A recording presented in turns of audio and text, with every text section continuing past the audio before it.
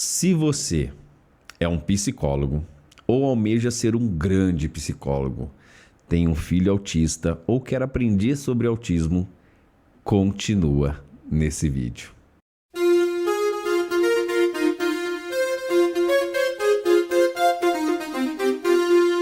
Fala pessoal, vocês estão bom?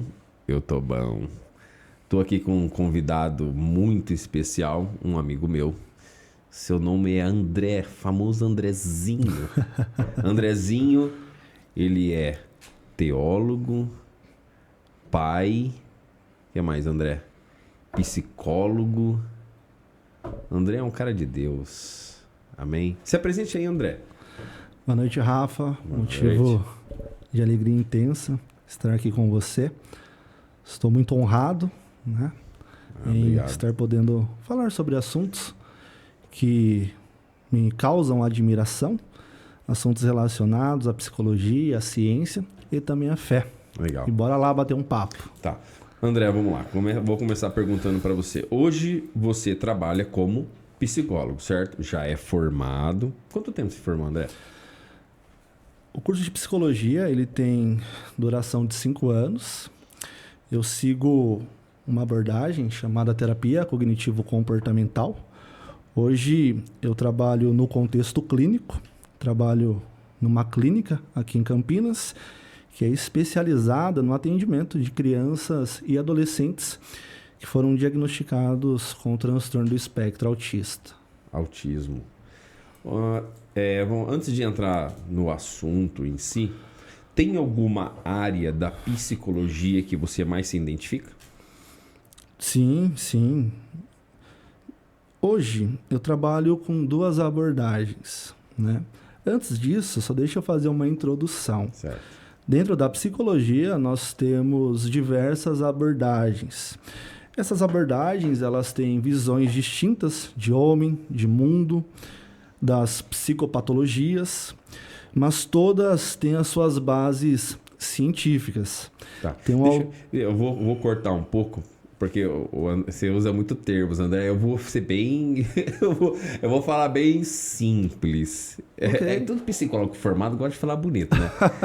Por exemplo, assim, ó, você falou que existem algumas abordagens. Por exemplo, quando você fala que existem algumas abordagens, é que para cada situação, para cada pessoa, eu abordo de uma maneira, ou o psicólogo ele adere uma abordagem para atender todos. O que é esse várias abordagens? É para cada situação você usa uma das abordagens? Ótima pergunta. Todas as abordagens, elas têm a sua visão singular do fenômeno psicopatológico. Então, eu vou dar um exemplo. Nós temos ali a depressão. Certo. Né? A psicanálise... É o que mais mata, que vai estar matando. A psicanálise, ela tem uma visão do fenômeno depressivo. Certo. A terapia cognitivo-comportamental tem uma outra visão. A análise do comportamento aplicada tem uma outra visão desse fenômeno psicopatológico. Legal. Então, deixa eu ver se eu entendi, André. Então, por exemplo, eu estou aqui, eu sou um psicólogo, vou atender alguém que tem quadros de depressão.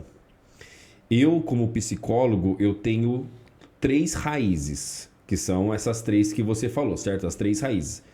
Eu posso pegar uma delas, uma das 3, e fazer o acompanhamento em cima de uma dessas 3, em cima do paciente. Perfeito. Vou pela que mais tem resultado, vou pela que mais gosto, vou pela... Como que você escolhe isso? Como que a pessoa escolhe? Eu estou aqui, você é o psicólogo e eu sou a pessoa com quadro de depressão. Você vai pelo que você mais acha viável ou me estudando numa conversa, numa primeira conversa, você me estuda e escolhe qual vertente vai ser melhor para trabalhar comigo? O que acontece? Todas as abordagens, elas vão trazer resultados no tratamento, no enfrentamento, na intervenção daquele fenômeno psicopatológico. É claro que algumas serão imediatistas. Psicopatológico. Quando eu falo... É difícil de falar. Psicopatológico. É o quê? É doença? É a doença da pessoa, é isso? Que está relacionado à má gestão das emoções, problemas de ordens mentais. Seria o Porque quando a gente... quando eu falo assim... Psicopatológico é de ordem psicológica. Se eu falasse patologia, poderia abarcar diversas coisas aqui, né? Por exemplo... Os sintomas. Psico seria sintomas. Pode. Sintomas, só que não são sintomas físicos, são sintomas quando fala da nossa mente.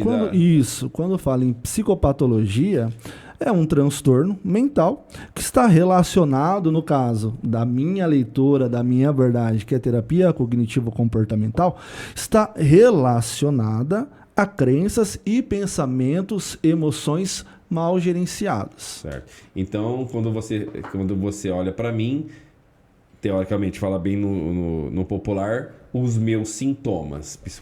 Psicopatologia.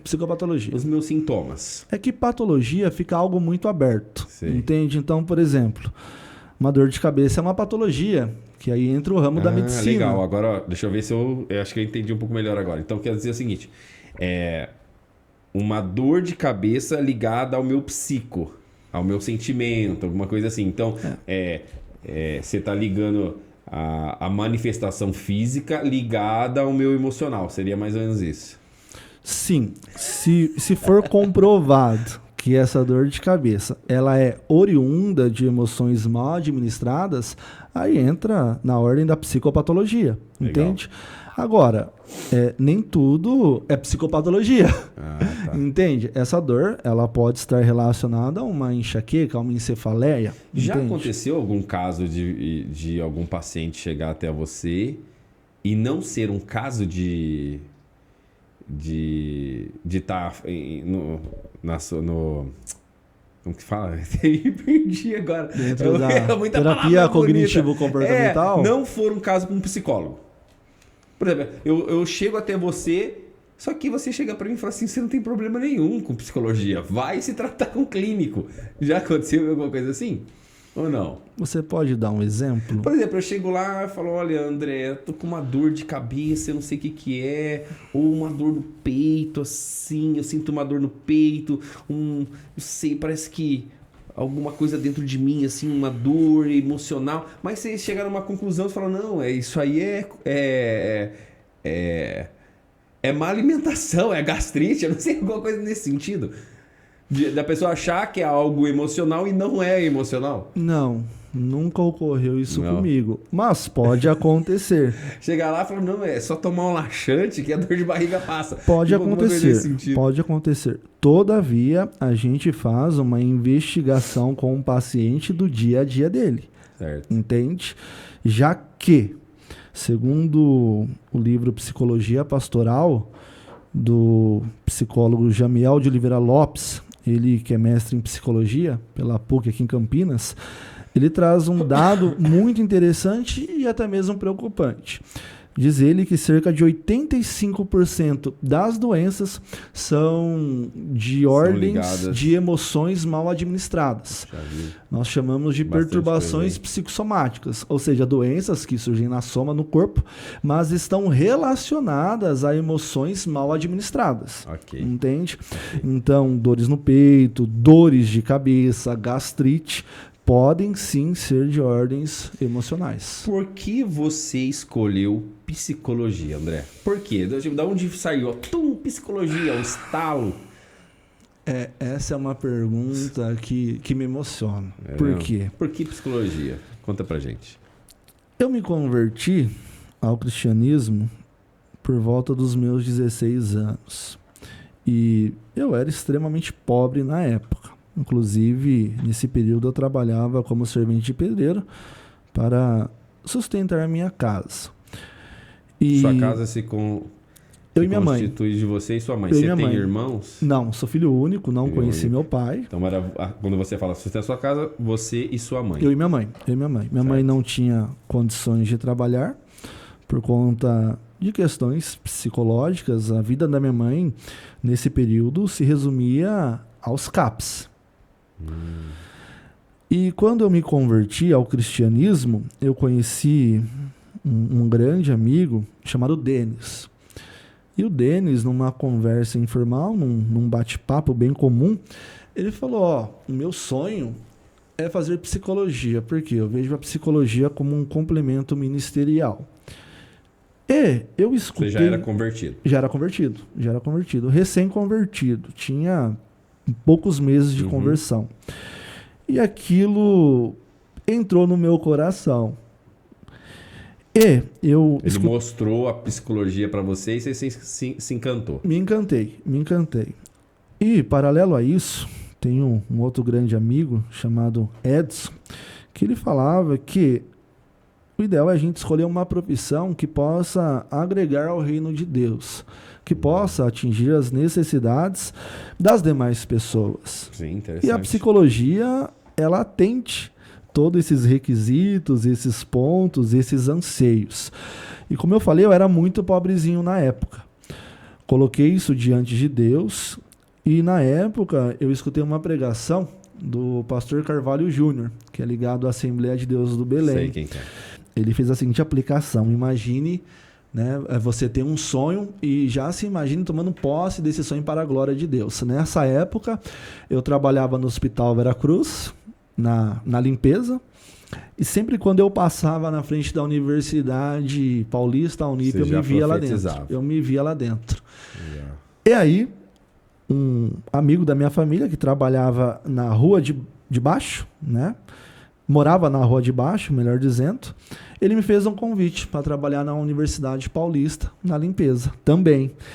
E um dos benefícios de trabalhar na universidade eram 2 bolsas de estudo. Eu me formei em psicologia, e aí Efésios 3:20, se eu não esteja enganado, diz que Deus é poderoso para fazer tudo muito mais do que pedimos, sonhamos ou imaginamos. Legal. Deus foi além, porque além de eu me formar em psicologia sem pagar R$1, a minha esposa também se formou em pedagogia. Nossa, que bacana.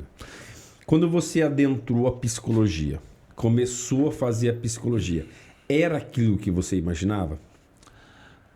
Foi além. Foi além. Teve alguma coisa na psicologia que você imaginou ser e era diferente? Na questão ruim. Eu achei que isso foi ruim. Eu acho que esse ponto não é um ponto legal. Não gostei disso. Tem alguma coisa nesse sentido? Ou alguma situação que aconteceu que você teve que aprender ou que ela te ensinou um princípio que você acha errado?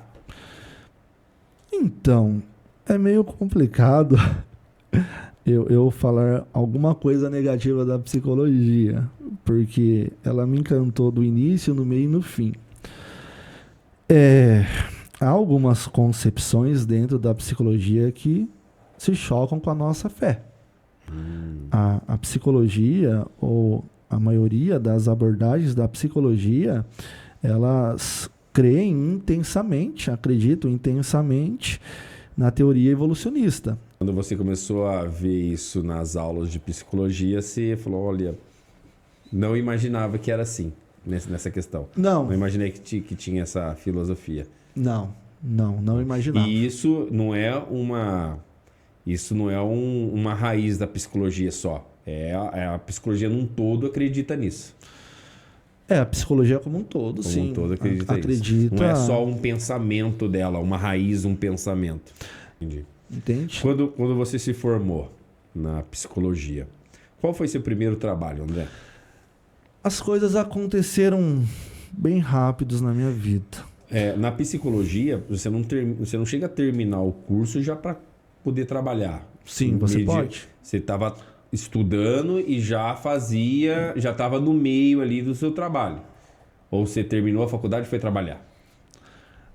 Assim que você se forma, né, você já é apto para exercer a psicologia, seja em qual contexto for, contexto clínico, hospitalar, organizacional. É claro que você tem que andar em paralelo com o código de ética do psicólogo. Sim. Nossa profissão, ela é respaldada pelo código de ética do psicólogo.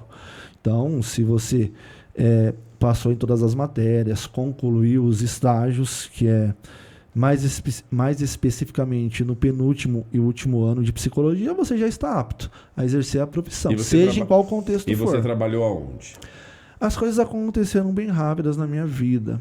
3 meses depois de formado, eu fui convidado para trabalhar numa ONG, num abrigo muito conhecido aqui na cidade de Campinas, que é a Cidade dos Meninos. Trabalha com crianças e adolescentes, cujas crianças e adolescentes, as famílias, elas não têm condições de atender às necessidades. Entende? Então, depois de 3 meses, eu fui convidado para trabalhar na área do que nós chamamos de psicologia social. Teve algum fato que aconteceu lá que deixou você chocado, alguma coisa assim ou não? Porque, na verdade, as histórias das crianças de lá já é uma história difícil, né? Ninguém com muito amor e carinho acaba passando lá. Lá são crianças com histórias já tristes, né? Vamos dizer assim. Sim. Mas teve alguém especial algumas que chocou, crianças enfrentaram algumas questões bem intensas. Não. Nenhum fato me chocou. Tinham lá, fatos bem intensos. Cidade dos Meninos, deixa eu só entender. A Cidade dos Meninos crianças que foram largadas ou o pai deixava lá e depois buscava? Como que é? Não, essas crianças, elas vão para o abrigo através de medida judicial. A guarda é tirada da família e entregue para o abrigo. Legal. São famílias que não conseguem atender as necessidades básicas dessas crianças e adolescentes. Elas moram lá? Elas moram lá. É uma estrutura incrível, incrível. É incrível o que eles ofertam para as crianças e para os adolescentes. As crianças têm 5 refeições por dia. As crianças têm roupas, têm calçados. Essas crianças, elas são incentivadas a ir para a escola. Lá no abrigo tem psicólogos à disposição dessas crianças, assistentes sociais, pedagogas. Então, elas têm um aparato extraordinário. Essas crianças têm acesso a cursos profissionalizantes lá dentro mesmo. Rafael, eles têm uma estrutura que é a coisa mais linda. Coisa mais linda. E assim, uma das melhores coisas que me aconteceram foi trabalhar na Cidade dos Meninos. Fiquei 8 meses lá e adquiri experiências incríveis. E qual é o resultado deles, assim? São todos positivos? Em que sentido? Por exemplo, eles estão lá, não tem a mãe, né? Não tem um pai, tal, e tem alguns problemas, e ali todos se recuperam, não sei se é essa palavra que eu posso dizer. Todos chegam a uma certa idade, conseguem se enquadrar num estado normal, sei lá se existe gente normal hoje em dia, mas... E falou, agora... Você segue sua vida? Como que funciona assim? Então, o grande objetivo do abrigo é, primeiramente, cuidar dessa criança, desse adolescente e prepará-lo para ingressar no mundo adulto e exercer o papel de cidadão. Por isso que é ofertado para eles cursos profissionalizantes. Eles são incentivados a concluir os estudos para chegarem no mundo adulto já empregados. A Cidade dos Meninos tem parcerias com grandes empresas e a maioria dessas crianças, desses adolescentes que ingressam no mundo adulto, eles já saem de lá empregados. Legal. Entende? E tem a criança fica a vida inteira lá? Algumas sim. Algumas ficam a vida inteira. É claro que o grande objetivo também da dupla psicossocial, do psicólogo e da assistente social, é trabalhar a construção de vínculo com a família. Entende? E são esses psicólogos e essas assistentes sociais que vão analisar se essa família ela tem condições de estar recebendo novamente essa criança ou esse adolescente. Volta para a mãe ali, se há uma evolução das duas partes, volta. Mas legal. Tudo isso é analisado nos pormenores. Sim. E eu vou ser bem sincero com você. É melhor que essa criança, esse adolescente, fique na Cidade dos Meninos até a maioridade do que fosse devolvida para a família. Porque Rafael, Pela sua essa criança ela tem experiência, tudo. pela- Essa criança ali, no abrigo, ela tem tudo. Tudo. Quando eu falo tudo, é tudo mesmo. Roupa, calçado, tem pais mas sociais. não vai ter os pais ali, não sabe que não é ruim? Um dos grandes objetivos da dupla psicossocial é tentar diminuir esse impacto. Esse impacto ó, emocional. Vamos olhar numa porcentagem. Lá, a porcentagem das crianças é voltar para as famílias ou é sair de lá adulta? É que isso depende muito. Depende muito. É muito Mas na sua difícil maioria, falar é difícil um falar. percentual.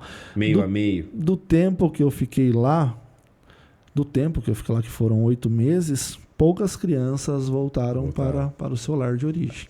Você ficou 8 meses, né? Você 8 acabou de falar. meses, 8 meses. Depois você saiu de lá pra onde, André? Lá você já pegou uma bagagem violenta. Nossa, e como? Principalmente nas discussões com rede. Rede são todos os serviços que prestam auxílio para essas crianças. CRAS, Comec, o próprio CAPS. Então, eu adquiri uma bagagem assim impressionante. Certo. Todavia, sempre foi o meu sonho, o meu objetivo, o meu coração sempre esteve no contexto clínico.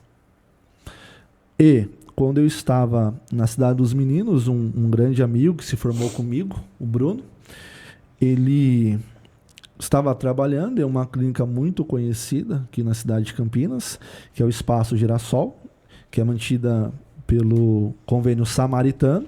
Como eu tinha dito no início, essa clínica ela se especializa em atendimentos do público autista. Então, atende crianças e adolescentes autistas. E eu tive uma certa experiência na Cidade dos Meninos porque eu cuidava de 3 a 4 autistas.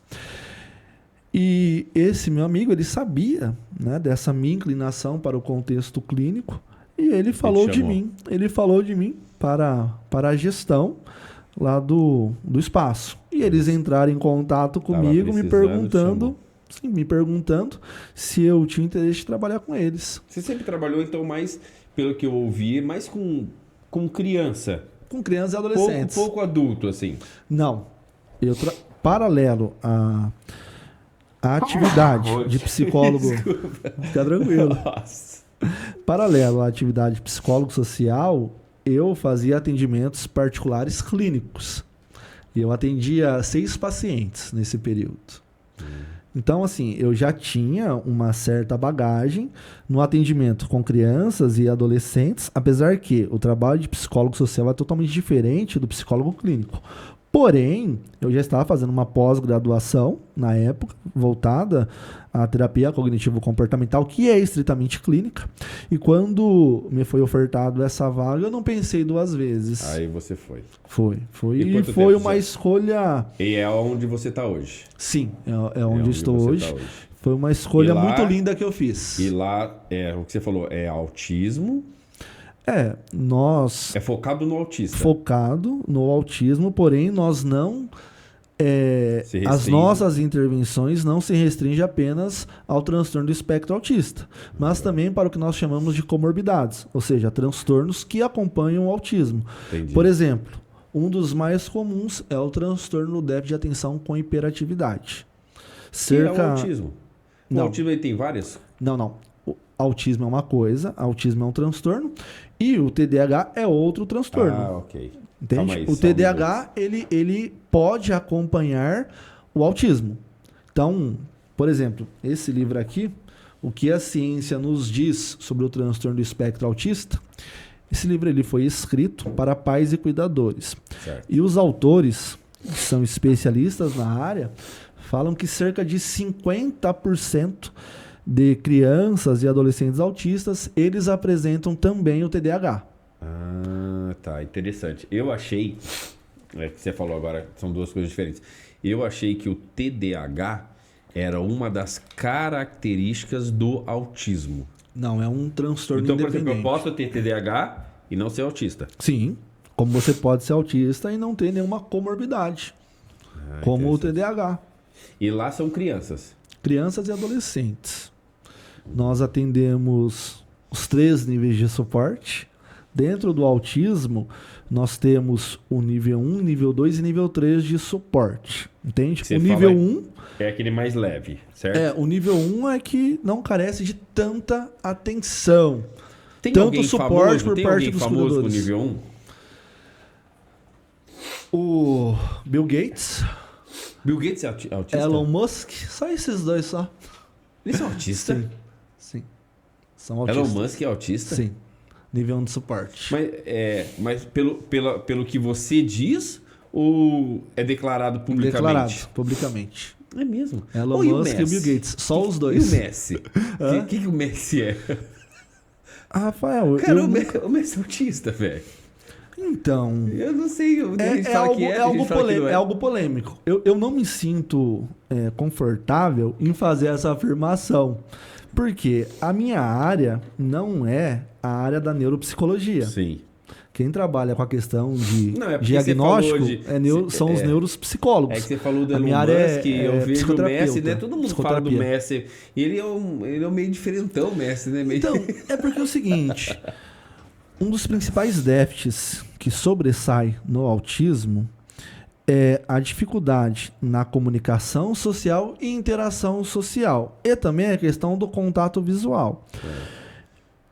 Em algumas entrevistas, em alguns vídeos do Messi, às vezes ele fala com o olhar para baixo. Parece que não acho tem... Que ele é.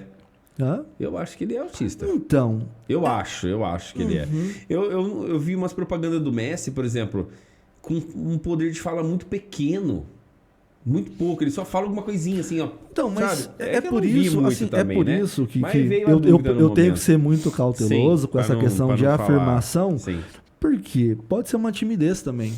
Então vamos dizer que você disse agora, né? Que já é declarado, lógico. O Elon Musk e o Bill Gates são autistas. Sim, nível 1 de suporte. Nível 1. Dentro do autismo, Dentro do nível 1, o que é mesmo que você falou? Só para ter uma ideia? eles não carecem de tanto suporte como nos Mas demais níveis, Tá, mas no o 2 e no nível, 3. vamos dizer, características do nível 1. Tanto no nível 1, nível 2 e nível 3, eles têm dificuldades na questão da interação social. É algo presente nos 3 níveis. Eles gostam Então, de assim, ficar mais sozinhos. não é que eles gostam de ficar sozinhos. Entra 2 coisas aí, pelo menos. A questão da falta de habilidades para se socializar, inclusive um dos nossos desafios enquanto psicoterapeutas de crianças e adolescentes É autistas fazer ele se socializar. é trabalhar com eles o que nós chamamos de habilidades sociais, que justamente ajuda eles na interação com os pares, principalmente. Por quê? Dentro do autismo, principalmente do nível 1 de suporte, a literatura diz que eles conseguem se socializar com pessoas de mais idade. Já com os pares, eles têm certas dificuldades. Entendi.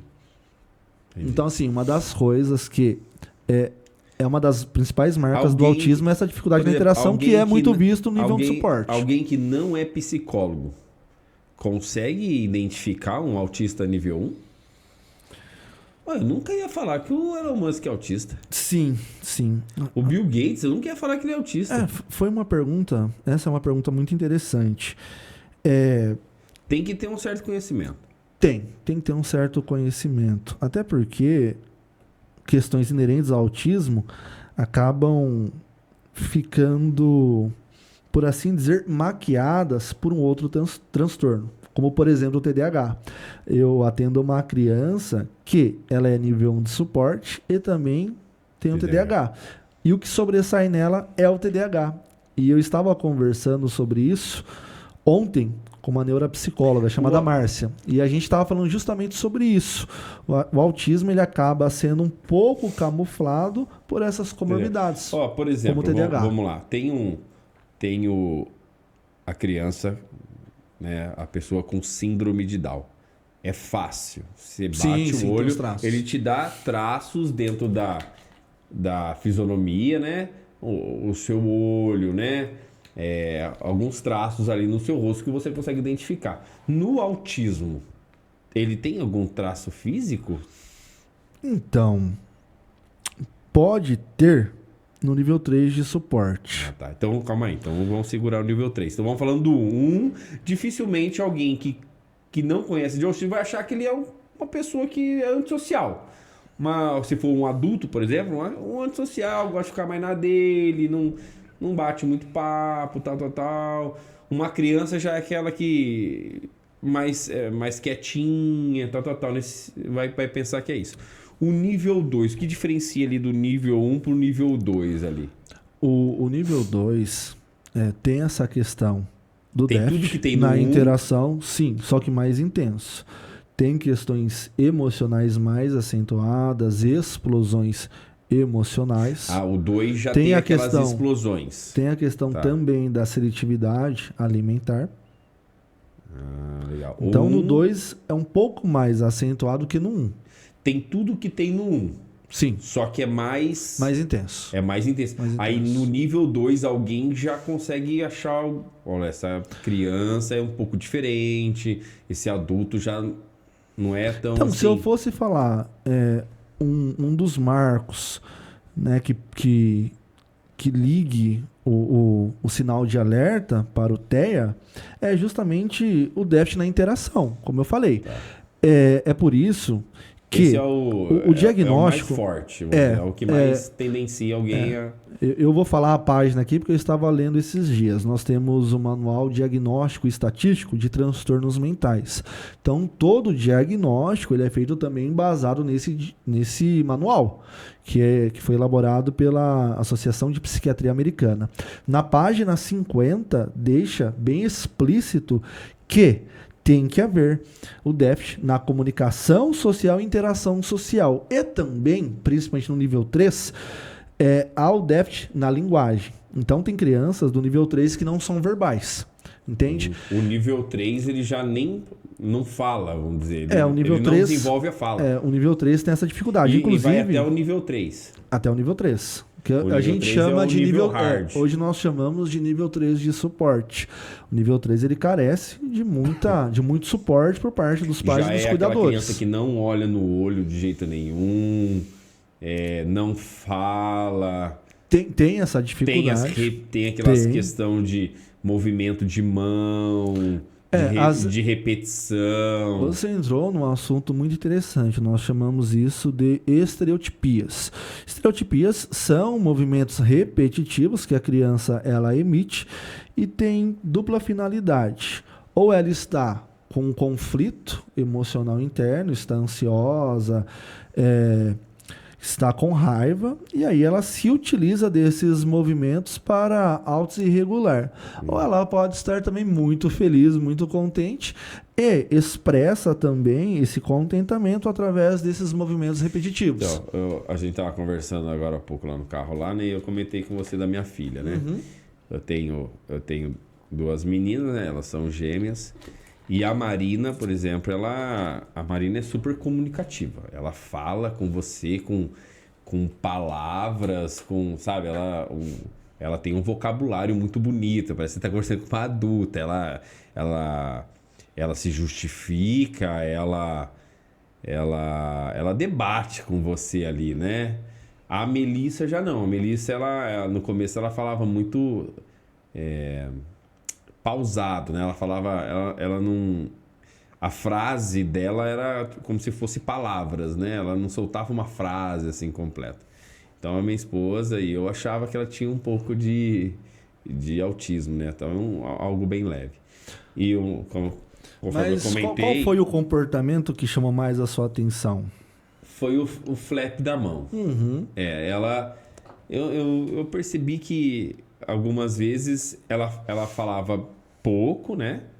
A Marina se gesticulava, conversava e ela por exemplo, chegava para ela e falou: Ô Melissa, e a escola foi legal hoje? O que você fez? Pintei, comi e brinquei. Pronto. Objetivo. Aí chegava pra Marina: o que você fez hoje? Pai, eu comecei comendo, aí depois a gente deu um certo horário, a gente foi brincar, e na brincadeira aí eu caí, aí machuquei, mas voltei, aí a gente estudou um pouco, e você vê que a conversa vai desenrolando, ela vai contando, e a Melissa era muito focada. Eu comi, brinquei, estudei. Ponto. Aí achava meio esquisito, né? E ela tinha muita vergonha. Ela tinha muita vergonha. A Marina já não tinha tanta vergonha. E ela tinha esse flapzinho na mão. Ela estava muito feliz.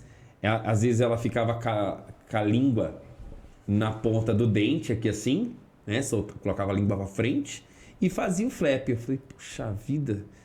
E a Maísa, como ela é professora, ela falou assim, ela ficava, olha, eu acho que a Melissa, e ficava vendo na internet. Aí a internet, acessa a internet, né?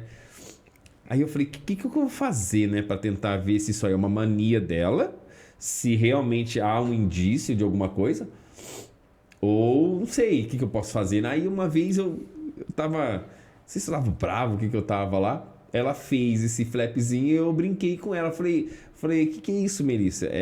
Você tá imitando uma galinha? Eu falei pra ela, o que é? Você vai voar? A galinha vai voar? Por que você tá fazendo esse negócio, esse flapzinho? O que é? Vai voar a galinha? O que é? E eu falei assim, vou ver se ela cria uma vergonha e para, ou é alguma coisa com ele. Nunca mais fez. Nunca mais fez. Eu não sei se ela ficou com vergonha de eu brincar com ela. Parou. E aí foi desenvolvendo a idade, hoje já tem 6 anos. Você vê que é normal. O flap ou movimentos estereotipados não é o principal indicativo para o transtorno do espectro Mas assim, autista. era muito perfeito, André. Era igualzinho. Eu acho que ela viu alguma criança fazer isso. Pode ter sido. A boca, colocar a língua pode ter sido reforçado. Colocar a língua pra frente, assim, ficar e fazendo. Eu falei, nossa, não é possível. Ele imitava muito perfeitamente. Eu acho interessante que ela viu alguém, é que elas são gêmeas, com personalidades e temperamentos diferentes. Não parece nem irmã. não parece nem irmã, uma da outra. Mas assim, se eu fosse, ou melhor dizendo, dando sim uma sugestão, né, para pessoas que assistirão os vídeos, essa gravação, se eu fosse aconselhá-los a buscar esse tipo de conhecimento em algum lugar, por conta de um filho ou de um sobrinho, que estejam emitindo comportamentos parecidos com de uma criança neuroatípica. Neuroatípicas são crianças que estão dentro do transtorno do espectro autista. Eu aconselho essas pessoas a buscar esse tipo de informação no DSM, que é o Manual Diagnóstico e Estatístico de Transtornos Mentais, principalmente na página 50. E também ela pode buscar, né, esse tipo de informação. Se uma mãe ou um pai tiver com dúvida, pode buscar esse essa tipo... a sua indicação de início. Isso. Mas se não tiver um DSM, ela pode buscar esse tipo de informação na internet, no Cielo. Entende? O Cielo, e ele fazer uma responsável... comparação com o seu filho. Exatamente. Então ela pode jogar lá no Cielo principais indícios de autismo, comportamentos inerentes ao autismo. Então coloca lá no Cielo. O Cielo ele vai trazer inúmeros artigos científicos sobre isso.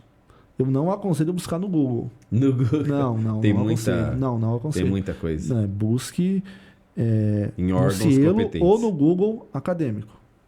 Ah, legal. Porque lá só tem materiais científicos, materiais pautados em pesquisas sérias.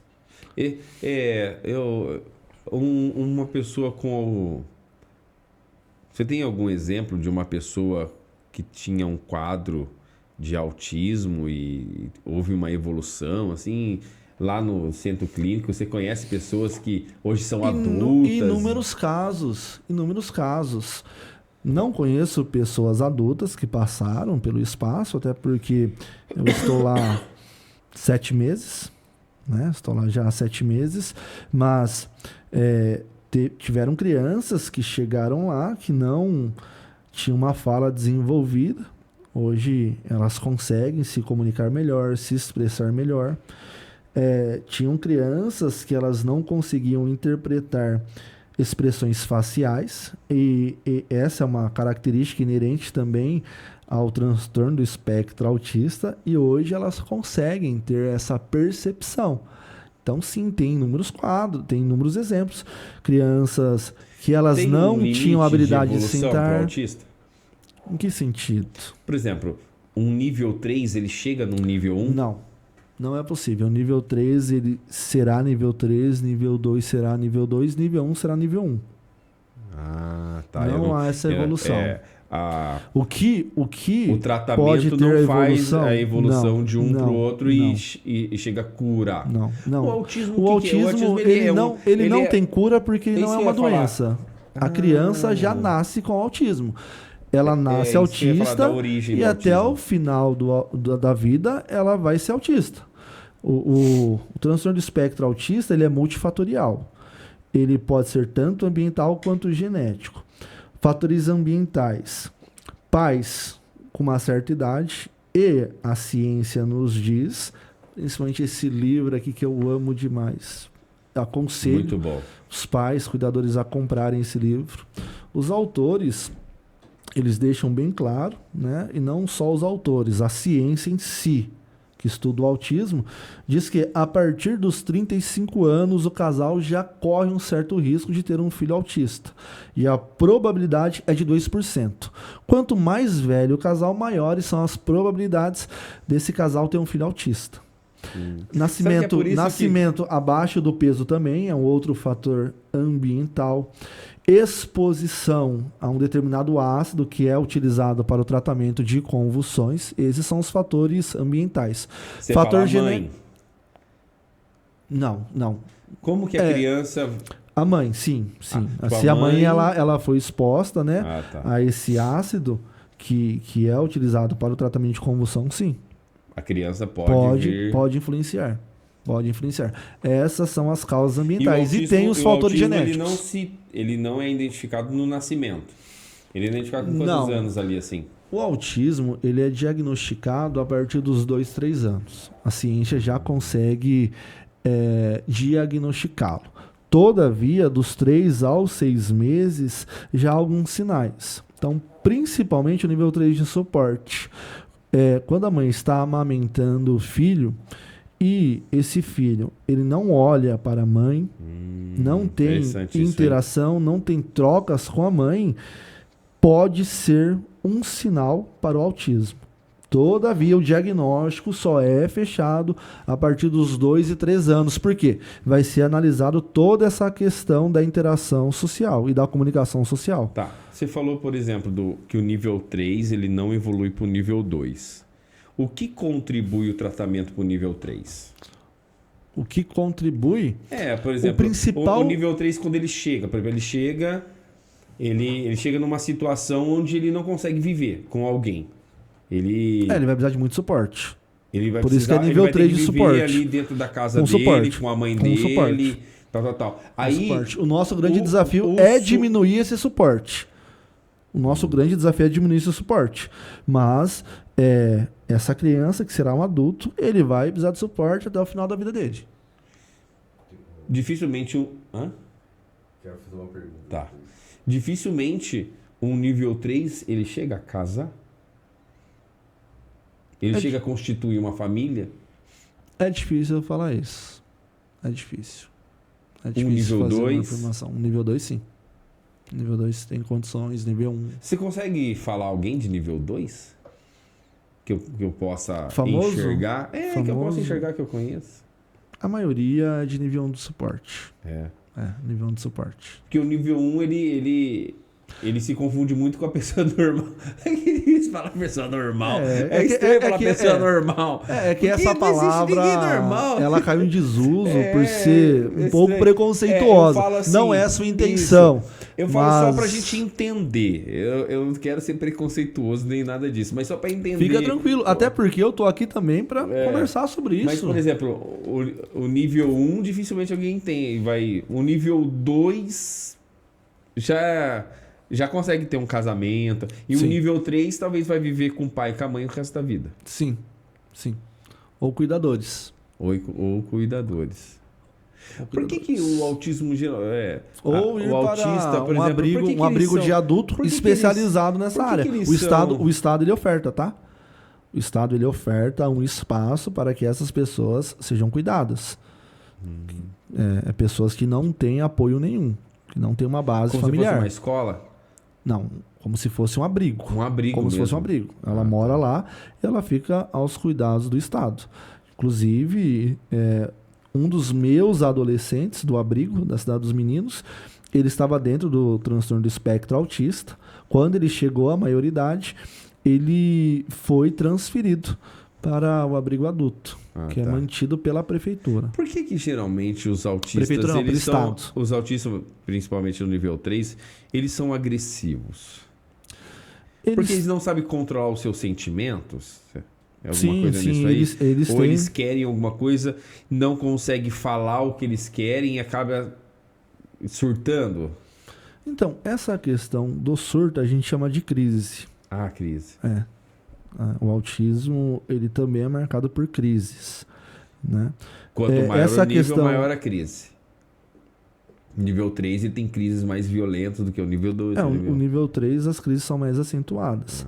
Essa questão das explosões emocionais, sim, eles têm dificuldades em lidar com as suas emoções, com os seus sentimentos. Por exemplo, eu atendo uma criança que tem 8 anos e teve um momento que ele foi tomado por tamanha emoção de raiva que ele verbalizava para a mãe: mãe, eu não estou conseguindo me controlar. E realmente ele não estava conseguindo. Falava para a mãe. Falava: mãe, eu não estou conseguindo me controlar.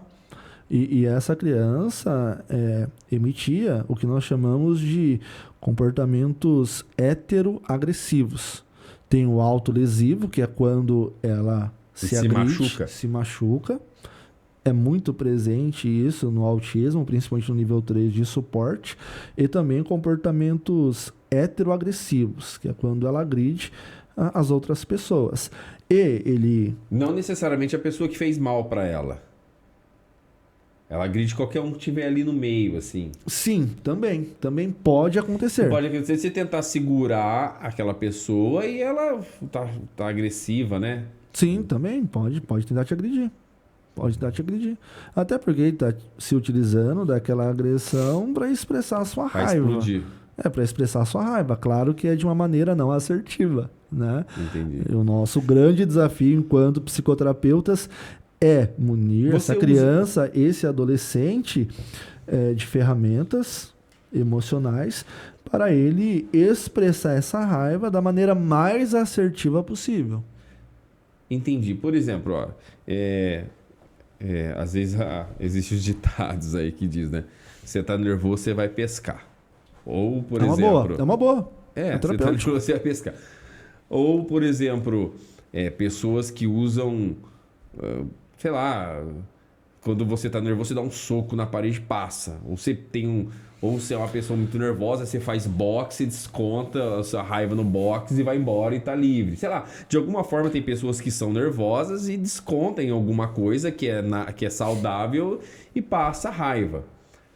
Não seria interessante, talvez, o autista ele ter algo em que ele desconte a raiva dele? Não, que concentre em alguma coisa? Não, porque pode acontecer dele não ter acesso a esse objeto que ele descontava a raiva. E em quem que ele vai descontar essa raiva? Entende? Então a gente não trabalha, por exemplo, quando você tiver com raiva, soca o travesseiro. O psicólogo ele usa de artifícios como esportes, alguma coisa assim? Não tenha dúvida, não tenha dúvida. Principalmente no TDAH. O TDAH é um acúmulo de energia. Então, a gente aconselha os pais a colocar esse filho numa natação, numa aula de judô. Ah, tá. Mas o psicólogo, numa escolinha de futebol. Até porque a gente... A função do psicólogo é orientar os pais a tomarem uma medida esportiva, vamos dizer. Também, não tenha dúvida. Então, vocês não usam de ferramentas esportivas ali, porque o psicólogo é uma mesa e uma conversa. Tem uma prática do psicólogo, tipo assim, eu vou, como que fala? Eu esqueci o nome agora. Aquelas pessoas que estica o corpo, tá? Como que é lá? Hã?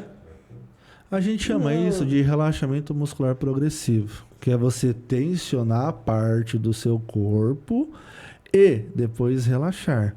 Por exemplo, eu utilizo uma técnica... isso que eu ia falar. O psicólogo utiliza de técnicas. Isso. Sim, ou técnicas. Ou são só conversas. Nas conversas você aplica o seu trabalho? Sim, a Ou conversa tem- é o ou- primordial. Isso. A Mas tem conversa é o técnicas primordial. fora a conversa? Sim. Tem uma técnica que eu gosto muito de trabalhar com as minhas crianças, que se chama esponja ansiosa e esponja com raiva, que consiste em levar essa criança até uma torneira, pegar uma esponja, deixar essa esponja encher de água e depois a gente aperta ela, até toda a água sair. Sai. Entende? E aí a gente fala assim para a criança: tá vendo essa esponja? Essa esponja é que nem o seu corpinho, tá cheio de raiva, né? E você tem que espremer essa raiva até ela se esvair do seu corpo, até ela ir embora. Então a gente fala, então você fecha durante 3 segundos. 1, 2, vai lá. A raiva tá saindo. 3, agora solta, relaxa. Ela está canalizando essa raiva para a mão e ela está praticando o relaxamento muscular progressivo, porque ela está tensionando. E aí, ela solta, tem um relaxamento. Eu acho que a raiva não foi embora ainda totalmente. Vamos lá de novo. Vamos apertar essa esponja. Pode Mas fazer você- tanto com uma esponja literal ou sem, como se tivesse. Mas você uma faz no esponja. momento da raiva ou você ensina ele a quando ele estiver Sim, com raiva, ele fazer principalmente. isso? Quando ele estiver com raiva. Até porque Você já fez ele no na momento de raiva?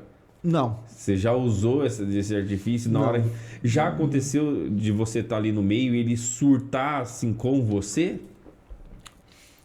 Olha, Ou é mais já quando tá na aconteceu no presença nível, dos no pais? nível lá na- 3 de suporte. Quando Mas ele essa foi fazer um tratamento, ele surtou ali Já- na sua presença. na verdade, crise, né? Ele teve uma crise. Já aconteceu de crianças no set psicoterapêutico terem crise. Quando tem crise, isso foge do controle da própria criança. Então a gente procura identificar o que está desencadeando essa crise. Tem crianças que têm um sério problema com estimulações, com luminosidade, com barulhos. Então elas podem entrar em crise diante desses estímulos. E aí o nosso grande desafio naquele momento é identificar o que está ocasionando a crise. Qual é o gatilho da Exatamente. Então, se essa crise está sendo em casa, é necessário que feche as cortinas. Se tiver alguma televisão, algum rádio ligado, desligue e leve essa criança para um local da casa mais tranquilo, até ela se acalmar. crise? Interessante. Tá? E as pessoas elas confundem muito crise e birra. Dentro do TEA tem muitas questões relacionadas à birra, e não à crise. E como a gente sabe diferenciar?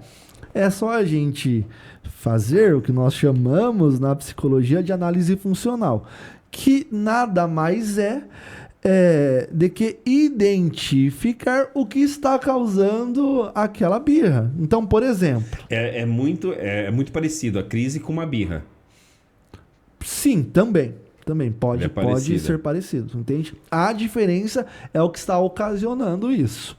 Então, na crise, essa questão de estimulação, como eu te disse, e na birra, você procura identificar também o que está causando aquela birra. Então, eu vou dar um exemplo. Eu gosto muito de utilizar o exemplo do meu filho.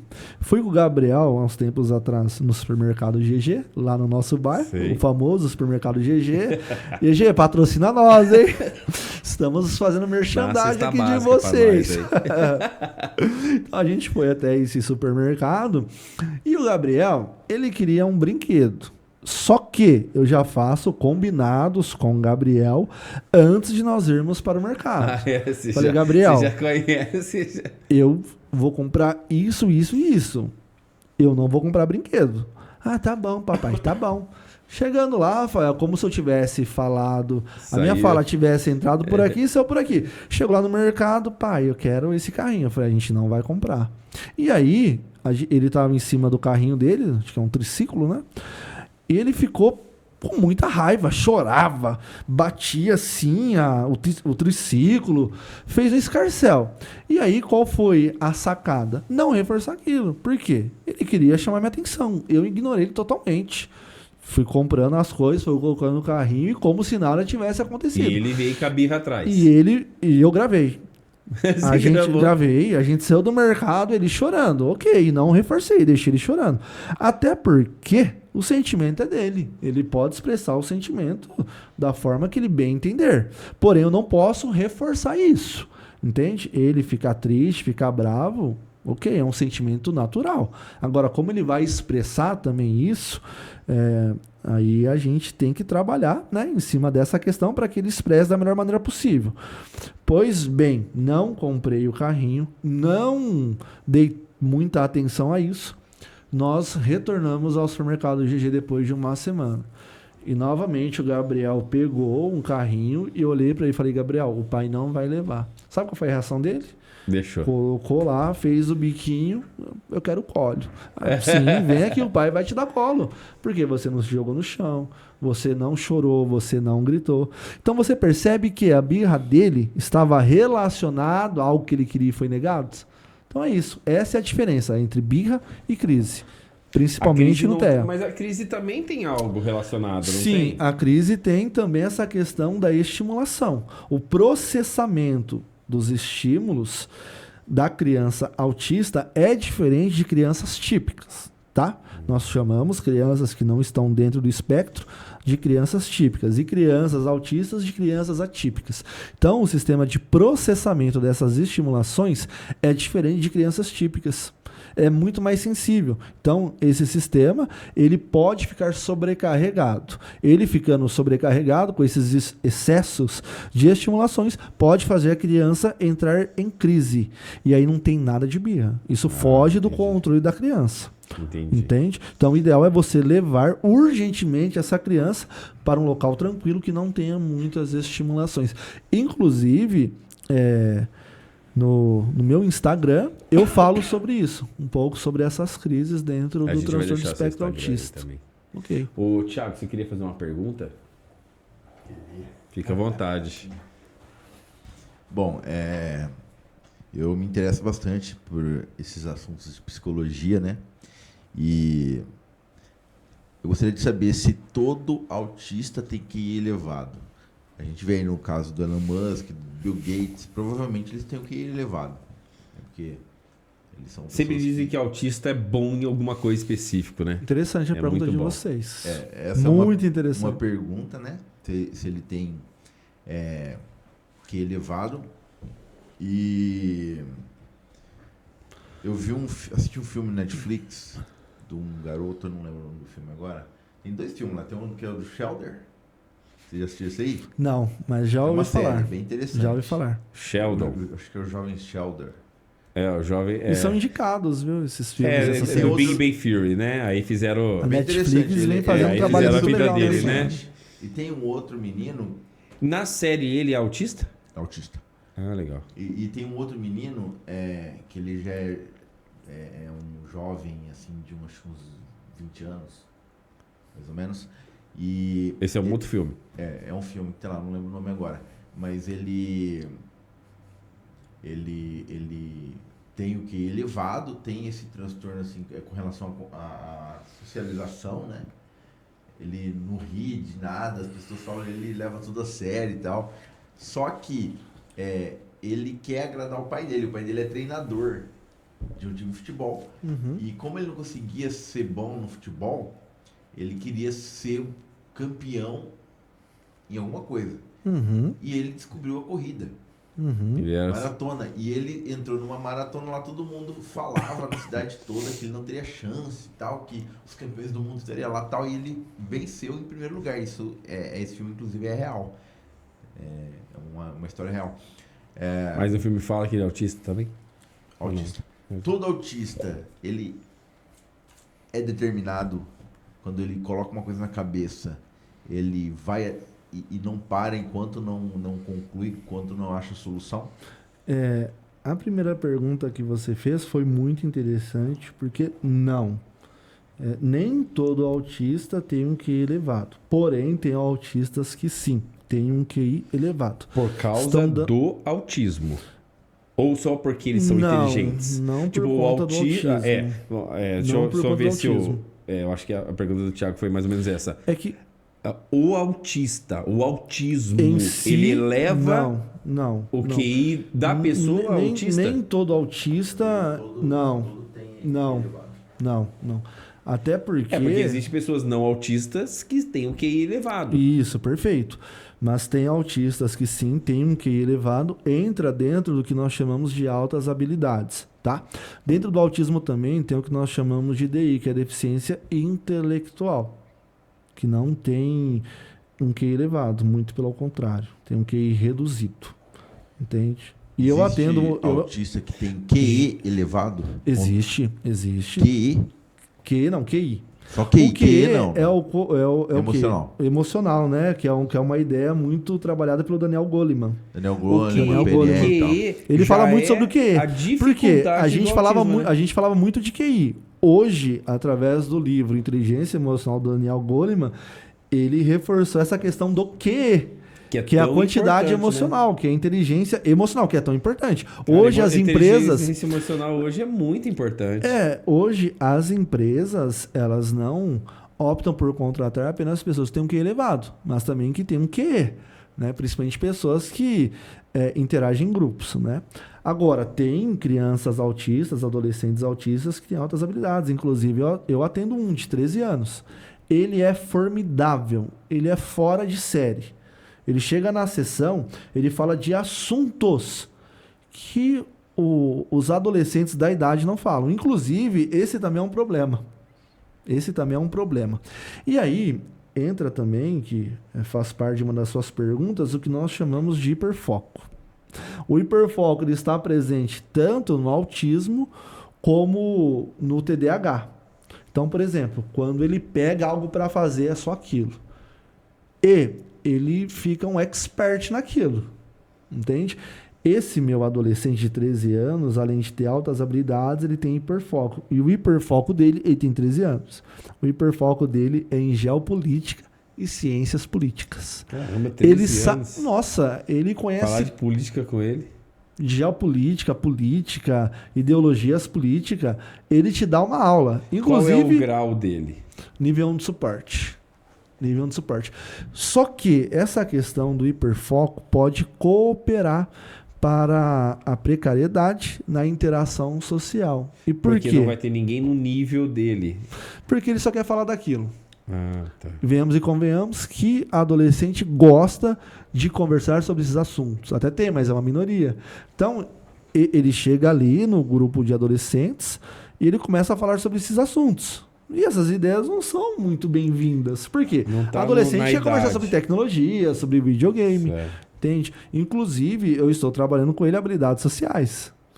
Que um dos componentes da habilidade social é iniciar e manter uma amizade. Iniciar e manter uma conversa. E também você ter repertório verbal. Você não conversar somente sobre um determinado assunto, mas também sobre outros assuntos. É isso que eu estou trabalhando com ele. Será que não seria legal... Respondeu sua pergunta? Será que não seria... Então, assim, ter um QI alto ou não de um autista é a mesma proporção de alguém que não tem autismo. Sim. Não é uma particularidade do autismo. Sim, mas ele pode ser enquadrado no que nós chamamos de altas habilidades. Porém, as altas habilidades não estão restritas apenas ao TEA. Ok. Entendi. Será que não seria interessante, por exemplo, criar grupos de pessoas similares no autismo? Ou isso é pior? Super interessante e bem-vindo. Alguém... Super aquele bem-vindo. autista que se enquadra com outros ali, Tem 3, 4 que são bem parecidos, gostam de falar da mesma coisa, tal. Será que agrupar essas pessoas? Então, mas não o grande ajuda? objetivo de trabalhar tirar ele em da grupo, bola? Não. O grande objetivo em grupo é trabalhar questões voltadas à interação social. Inclusive, e isso é muito legal, porque eu vou enfrentar um novo desafio na minha carreira como psicólogo. Eu estarei trabalhando com grupos aonde eu trabalho, no Espaço Girassol. Eu estarei trabalhando com grupos de autistas, né? Justamente visando ensiná-los os componentes das habilidades sociais, que são pelo menos 10. Para formar o grupo, é você que vai formar o grupo? Sim. Por exemplo, são crianças você que... prefere que coloque pessoas totalmente diferentes para que eles aprendam um com outros? Crianças ou que é melhor colocar pessoas similares? Não. O que vai definir se essa criança ou esse adolescente vai para grupos é se ele tem dificuldade na interação social. E também vai na dificuldade. mas também Entendi. tem dificuldade na questão da empatia, tem dificuldade na assertividade. Essas 10 habilidades sociais que nós trabalhamos com crianças e adolescentes neuroatípicos se resumem em 2: empatia e assertividade. Existe um autista mau?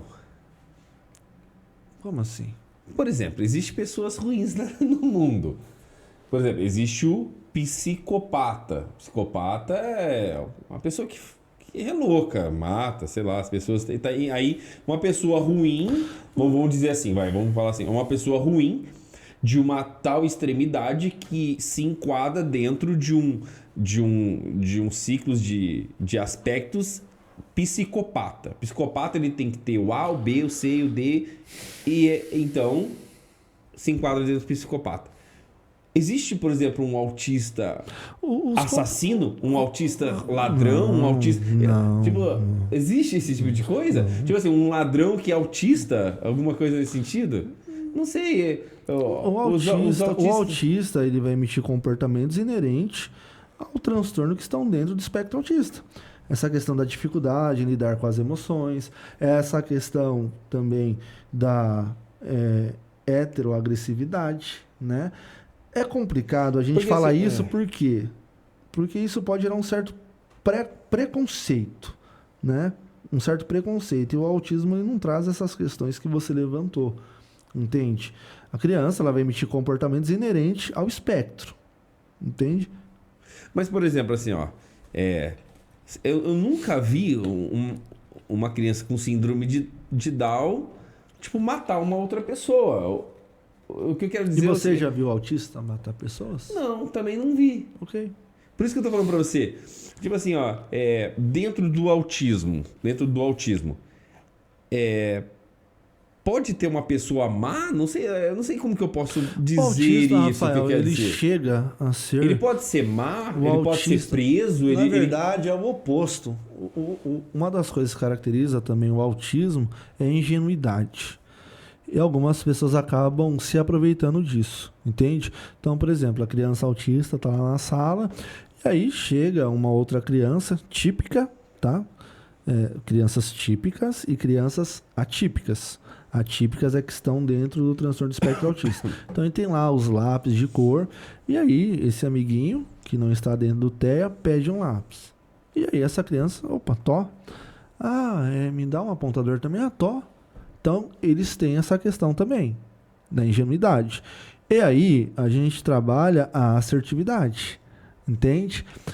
Se você está vendo o seu amiguinho pedindo as coisas para você toda hora e você está dando, a tendência é ele pedir cada vez mais coisas. Só que aí você tem que colocar um limite. Certo. Eu não vou te dar, eu te empresto. E se ele demorar, tudo bem, fulaninho. Eu te emprestei um lápis e você me esqueceu de devolver e tal.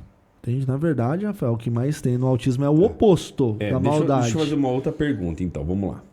Por exemplo, você vê muito em filmes, né? Isso, mais ou menos nesse sentido, né? Mas acontece na vida real. Uma pessoa, por exemplo, ela faz algo fora da caixinha. Ela vai... e se mata, ela mata as pessoas, ela faz uma atrocidade ali que você fala, nossa, essa pessoa não é normal. Aí ela vai ser julgada, né? Vai ser julgada, e ali constata que ela tem um problema psicológico. Que ela não tá em sã consciência, né? Ela fez aquilo por causa de um problema. Aí, em vez de ela ser presa tal, ela vai para um sanatório, vai para algum lugar nesse sentido. Eu queria essa curiosidade por causa disso. Já aconteceu, por exemplo, de ter algum caso, ou se você sabe, não sei, de uma pessoa ser julgada e ter características de autismo por fazer algum mal, alguma coisa assim? Nunca me deparei com um fato desse. Eu nunca me deparei. Me deu essa curiosidade. Tem a psicopatia, inclusive, eu acho que tem a patológica e tem um de personalidade. Né? Transtorno de personalidade. Transtorno de personalidade. Que é Que não falar no microfone. Tem que trabalhar isso nele. Não, isso daí Tem que falar no microfone. Isso daí é assim, algo que eu já pesquisei, inclusive já trouxe uma pessoa aqui para entrevistar falando sobre essas questões. Tem a psicopatia patológica, que ela é química no corpo, né? A ausência de empatia, o corpo não produz substâncias que a pessoa tem a empatia, ela é indiferente. Ela vê alguém morrendo, alguém sofrendo, ela nem liga, não sente nada. E tem a questão da personalidade também, mas a pessoa ela tem empatia e tal, só que ela tem traços de caráter mais psicopata e nesse sentido, com relação ao traço de caráter, chega a ser positivo de alguma forma, porque normalmente as pessoas elas têm característica mais de liderança, são aquelas pessoas que chega e toma a frente para fazer as coisas e tal. Então, quando você fala de psicopatia, tem essas duas possibilidades, né? Tanto a patológica quanto a traço de caráter. Todo mundo tem, na verdade. Já aconteceu... Já virou uma referência na área, hein? Eu gosto pra caramba disso aí. Uma outra coisa, por exemplo, já aconteceu de você chegar... um paciente chegar e você constatar que ele é normal? Tipo assim, o que você tá fazendo aqui, cara? Vai pra sua casa. Mas normal. Normal a gente não usa essa palavra. Não, na mas, verdade, assim, eu particularmente não gosto desse termo. Que assim, eu tenho que ter uma referência. Sim, não, eu estou não tô entendendo. falando normal. Ou que não esteja dentro de uma pessoa que tipo, ele foi como o autismo e fala assim, cara, você não tem autismo. Esteja sendo acometida por algum transtorno. Isso é normal, você só tá passando por uma crise, vai pra sua casa. Tá dentro. Porque, ó, o que se coloca como padrão de uma pessoa aceitável? Rafael, não sei. Dificilmente a gente vai chegar a essa conclusão num primeiro atendimento. Tá. Entende? Porém, ali no primeiro, segundo atendimento, a gente já passa a ter uma noção do estado emocional da pessoa. Agora, a questão do transtorno do espectro autista, a pessoa chega ali, eu não posso falar para ela, você não é autista. Através dessa sessão já sei que você não é autista. Não existe isso. Não existe. Até porque... Mas já aconteceu? Não. De duas sessões, falou, olha, não é autismo, é outro problema. Não, nunca aconteceu pelo seguinte fato. Antes dessa criança, esse adolescente... Ele ir para a psicoterapia, ele passa com um médico psiquiatra e também com um neuro ou uma neuropsicóloga. Ele já vai ele vai passar por uma avaliação. Ele vai passar por uma avaliação. Não é alguém ele vai ser submetido aos critérios do DSM-5, que eu citei aqui, e também outros testes científicos. Tá. Não é, por exemplo, as crianças que você cuida... Não é, por exemplo, igual eu. Eu acho que a Melissa é assim, vou lá num médico e vou ver. Às vezes ele fala, não, sua filha tá normal, não tem nada disso. Na verdade, o médico... Você já trata de crianças já encaminhadas. O médico psiquiatra, inclusive lá onde eu trabalho, é o Dr. Giovan. É um baita de um profissional. Ele leva algumas sessões para diagnosticar. E o diagnóstico é feito também através do contato, da conversa com a família e também... com o professor. Por quê?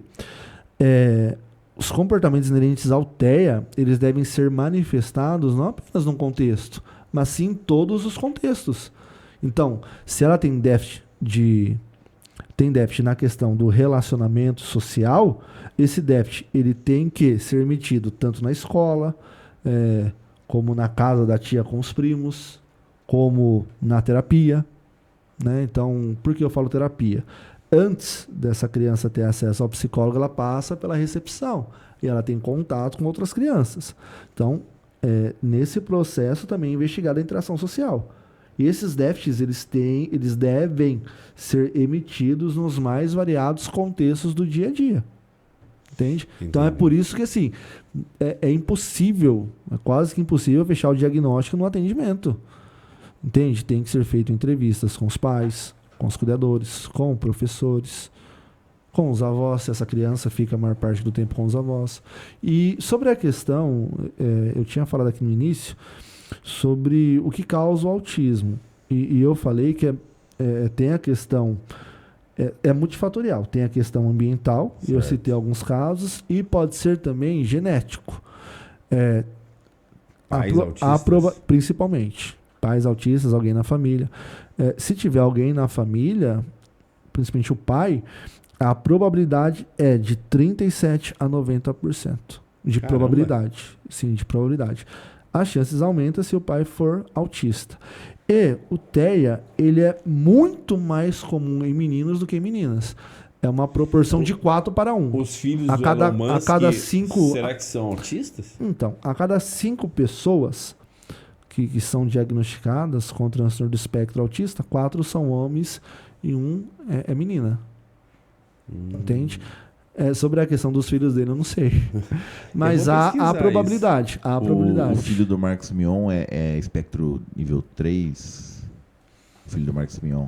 Eu acredito que ele seja nível 3 de suporte. Porque ele tem bem Mas- essa característica de dependência e tal. Mas sabe qual? Ele até O para bacana ali- se comunicar, você vê que ele tem. Mas E ele sabe- tem o quê? Ele tem 20 anos, né? Ele tem uma idade bem avançada, né? Mas sabe o que é o Já é legal? um homem formado. No filho do Marcos Mion, e é um exemplo pra gente. Ele foi submetido precocemente ao que nós chamamos de tratamento padrão ouro, que é o principal tratamento para crianças neuroatípicas, que é o ABA. O ABA nada mais é do que análise do comportamento aplicada. É por isso, inclusive, eu até gravei um vídeo, coloquei no meu Instagram, da necessidade do diagnóstico precoce. Então, tá vendo ali alguns sinais referentes ao TEA? Pesquisou no DSM, pesquisou lá no Google Acadêmico, no Cielo. Então, eu vou até um profissional, um psiquiatra, um neuropsicólogo, para ver se realmente está dentro do TEA. Entende? Só que o diagnóstico ele é fechado a partir dos 2, 3 anos. Sendo diagnosticado com o transtorno do espectro autista, é de suma importância que essa criança ela seja levada, seja conduzida até o tratamento ABA, a terapia ABA. Quanto mais cedo essa criança for submetido a esse tratamento, melhor será para ela. Mais cedo ela pode adquirir habilidades que irá faltar no seu repertório comportamental. E aí, o que acontece? Quanto mais tarde ela for submetida a esse tipo de tratamento, ela terá mais dificuldades em aderir ao tratamento por conta da rigidez e, consequentemente, aprender essas habilidades. Então, quanto mais cedo, melhor, por conta da plasticidade do sistema nervoso central. Então, ela está mais apta para aprender novas habilidades. Entende? Quanto mais tarde ela for, maior a rigidez e maior a Entendi. dificuldade será para ela aprender essas habilidades. Acho que é todo tratamento que é mais precoce, né? Sim, é melhor, com certeza. todo Com certeza. tratamento. Principalmente no transtorno do espectro autista. Tá. Principalmente. E André, você tem alguma visão futura da psicologia para você? Você almeja mais alguma coisa? Existe alguns degraus que você quer alcançar? O que você imagina do futuro? Olha, é uma pergunta interessante, porque... Você já se perguntou também, né? Eu tô perguntando, às vezes ele fala, não sei não, tô indo... Então, Um dia por vez. Rafael, é isso, é um dia por Existe um vez. teto? Um teto salarial? Não, um teto...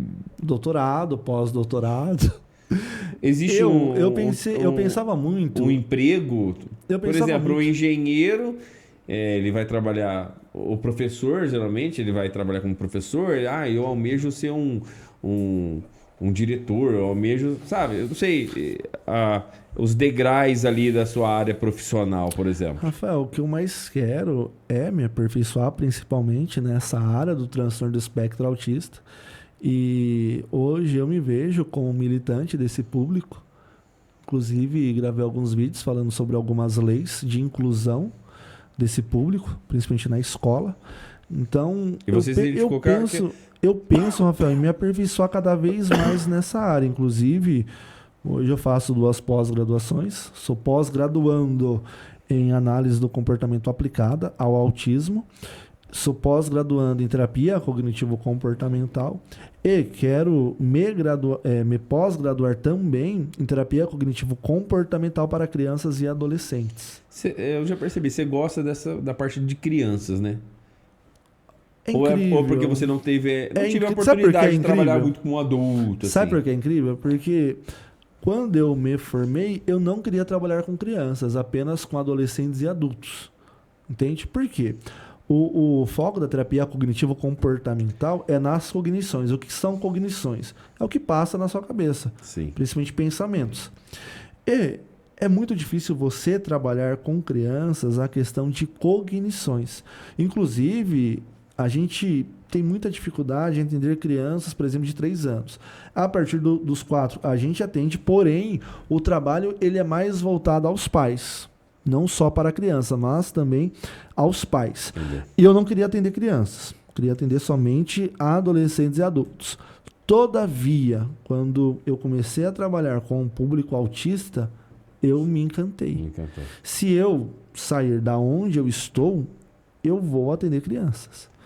Porque Mas, tem assim, muito se material, fosse pensar- tem se muitas fosse- ferramentas para trabalhar Se com fosse crianças. pensar num futuro, um próximo degrau seria você ter sua própria clínica, vamos dizer assim? Ou você não almeja isso? Rafa, eu não É só. penso- eu não- hoje Você a minha- almeja só a. É porque, assim, eu tô aumentar vivendo- seu conhecimento exatamente. para maior aplicação. Isso. Hoje eu estou vivendo um momento tão lindo. É um pouco difícil falar. É. Mas assim, Porque, eu tô, assim, ó, eu tô eu vivendo quero- um momento tão lindo, mas tão lindo, que assim, eu só penso em me aperfeiçoar e ofertar o melhor tratamento para essas crianças e adolescentes. Eu acho isso E muito eu acho assim, bonito. Rafael, que as coisas elas vão acontecendo automaticamente. Tá. Quanto mais você se dedica, mais as coisas elas Porque vão assim, ó, acontecendo. entende? eu vou ser mais racional agora, tá? Todo mundo que entra numa área, por exemplo, por que você escolheu... Por que uma pessoa escolheu ser engenheiro? Ah, porque eu gosto de engenharia, me identifiquei com engenharia, mas o propósito ali, eu acredito que da maioria dos profissionais, é ter cada vez mais especialização para cada vez mais ter ganhos. Sim. O que eu acho bonito na área de humanas é o que você fala. Vocês parece que não visam dinheiro. Isso eu acho maravilhoso. Você, por exemplo, você pergunta para qualquer área, ele visa dinheiro. Por que você fez engenharia? Porque engenheiro ganha muito. Porque ele vê o ganho que a área traz para ele financeiramente. E o que eu acho maravilhoso, eu até falei já pra Maísa uma vez, se eu pudesse voltar, eu faria humanas. Se eu ver uma gota de sangue, eu caio desmaiado. Mas eu acho que eu queria fazer medicina. Porque parece ser muito gratificante você ajudar alguém que você esquece a questão de remuneração. Por isso que eu tentei fazer essa pergunta pra você de objetivo, pra justamente ver qual era a sua resposta. Porque parece que o pessoal de humanas não vê o dinheiro. Ele vê o resultado do seu trabalho. Não, por exemplo, uma pessoa que é formada em eletrônica, por exemplo, o objetivo dele é, como eletrônico, conhecer o máximo possível da eletrônica para poder ganhar o máximo possível de dinheiro. Entrar numa multinacional em cargos onde os salários são bem mais altos e tal. E humanos é exatamente o contrário. É claro. Vocês buscam a satisfação do resultado do seu trabalho. É claro que a gente visa bons salários, né? No meu caso. Sendo que tem médicos que vão só pelo salário. Eu tenho 2 filhos, preciso sustentá-los, né? Todavia, Rafael, como eu disse aqui no início, a nossa profissão ela é estritamente pautada no código de ética do psicólogo. Psicólogo que não segue o código de ética, ele pode estar fazendo tudo, menos psicologia. Então, o código de ética, ele é o que nos norteia. E o artigo 1º deixa bem claro, é uma das primeiras coisas que eu falei no início, é dever do psicólogo ofertar um trabalho de excelência, desde que sejam dadas condições para isso. Ponto. Rafael, é nisso que nós temos que nos apegar. É ofertar a melhor intervenção possível. É ofertar o melhor de nós. Porque nós estamos lidando com vidas. Essas pessoas, e aqui eu não estou falando só do público autista, estou falando de um público em geral que busca ajuda psicoterapêutica. Essa pessoa, ela chega até o consultório muitas das vezes deslacerada, com pensamentos suicidas, depressiva, Então, Rafael, mais do que dinheiro, a gente tem que pensar em ofertar o melhor tratamento para esse ser humano que está em sofrimento. Então, mediante isso, Rafael, pode parecer até hipócrita ou até demagógico, eu vou falar. Os ganhos, Rafael, ele acaba sendo secundário. Ganhos em termos monetários. Entendi. Entendeu? O nosso grande desafio profissional e também pessoal é a gente ajudar essa pessoa. Entende? E assim, os ganhos, ele é natural, ele vem, né? Tem até um grande gênio chamado Nikola Tesla, eu gosto muito de uma fala dele, ele diz assim, ó, creio poderosamente em uma lei de compensação, onde as verdadeiras recompensas são sempre proporcionais aos sacrifícios e esforços realizados. Rafael, Eu quanto também. mais você se esforça, quanto mais você coloca o seu coração em algo, quanto mais você preza pela excelência dentro da sua profissão, os resultados vêm. Rafael, às vezes você não precisa nem Perfeito. ficar pensando nessa questão. Ah, eu quero muito ser um supervisor. Ah, eu quero muito ser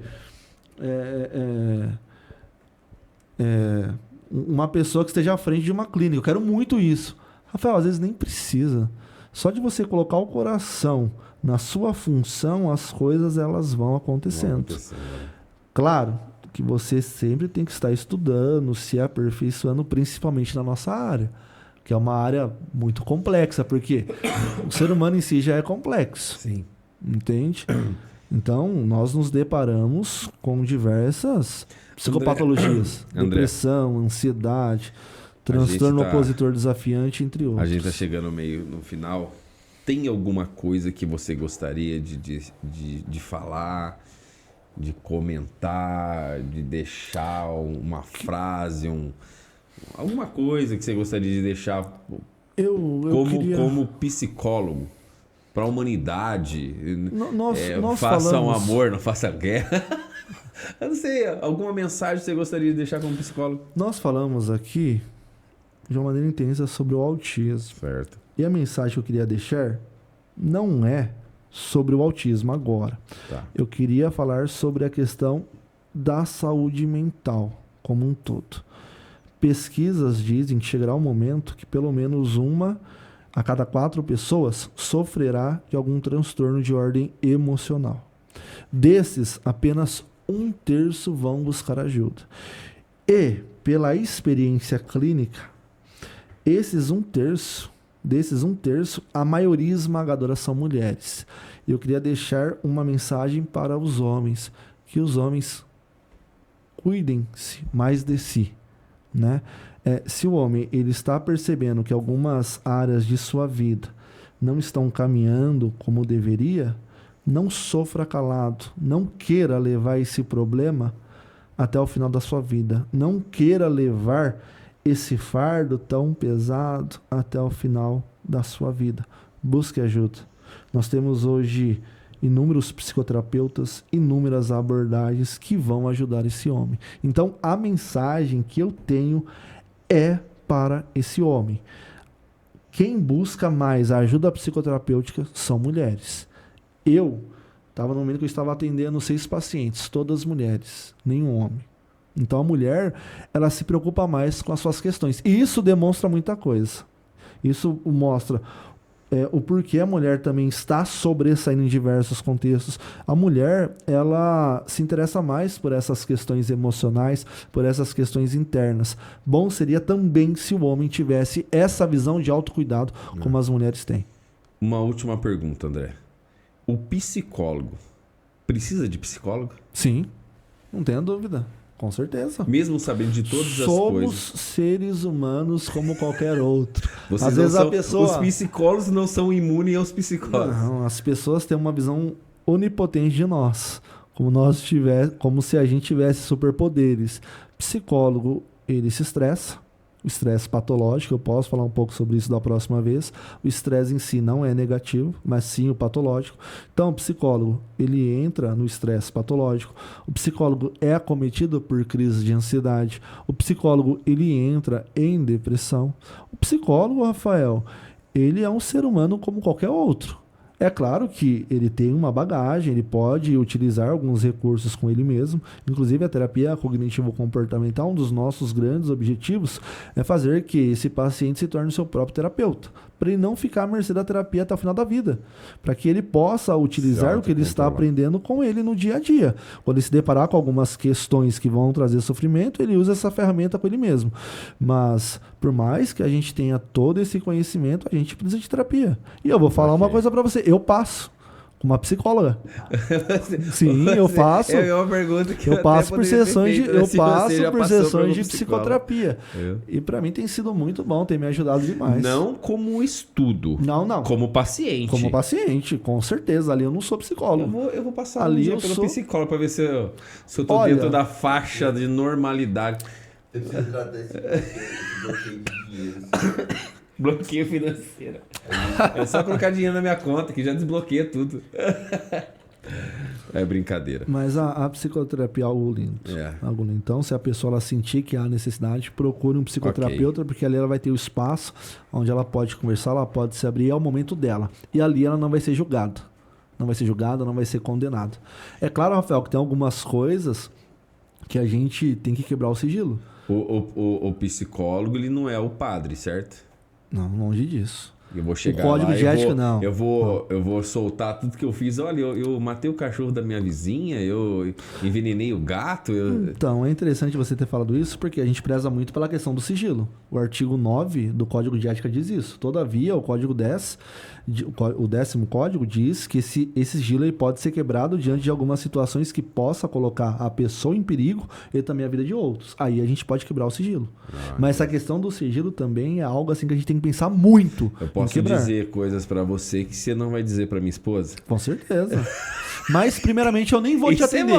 Então, eu nem vou te atender, porque eu não posso atender pessoas conhecidas. Não posso. Tá. Até porque isso pode causar um bloqueio. Posso mentir? Eu vou falar que sou solteiro e eu falo, olha, tem um amigo meu que ele briga muito. Essa do amigo é muito legal, né? Amigo, ele briga demais. Tem um amigo meu que fez isso. Um amigo meu, ele briga demais com a esposa dele, né?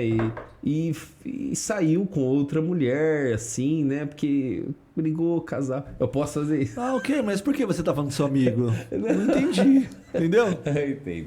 Mas dificilmente isso ocorre. Dificilmente. Mas a gente não força a pessoa a falar nada. É no tempo dela.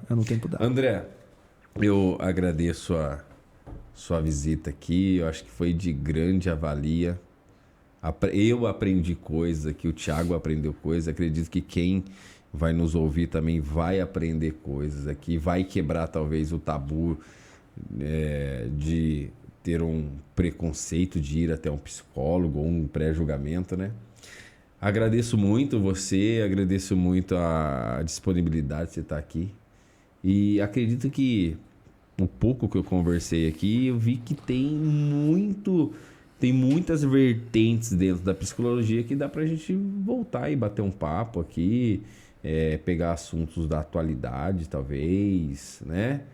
E explorar um pouco mais da psicologia aí, que eu acho que tá salvando mais do que médicos, eu acho. Hoje em dia o pessoal tá ficando tudo louco, né? Essa geração que quer tudo em cima da hora, esses jovens que já tem problema. Antigamente você via o pai de família, a mãe, né, surtar sobre vários assuntos ali. Hoje você vê o jovem que não tem motivo nenhum, né, aparentemente não tem motivo nenhum, e hoje está passando por psicólogos, porque é um mundo totalmente cheio de cobranças e de anseios, né? André, agradeço então. Já está convidado para um próximo dia, assim que você quiser, as portas são abertas.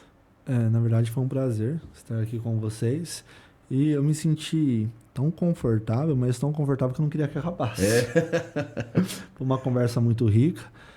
Mas não vamos falar tudo, vamos deixar para a próxima, André. Mas penso que nesse processo, nessa troca de conversas, na verdade, não foram só vocês que aprenderam, eu também, né?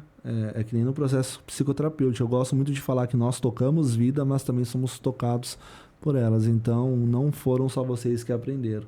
Eu também aprendi muita coisa aqui com vocês e sou muito grato, Rafael, por esse espaço, por essa confiança que você depositou em mim. E quero sim estar retornando novamente. Gostei muito dessa conversa. Muito obrigado. Agradeço, André. Até mais, pessoal. Até a próxima. Tchau, tchau.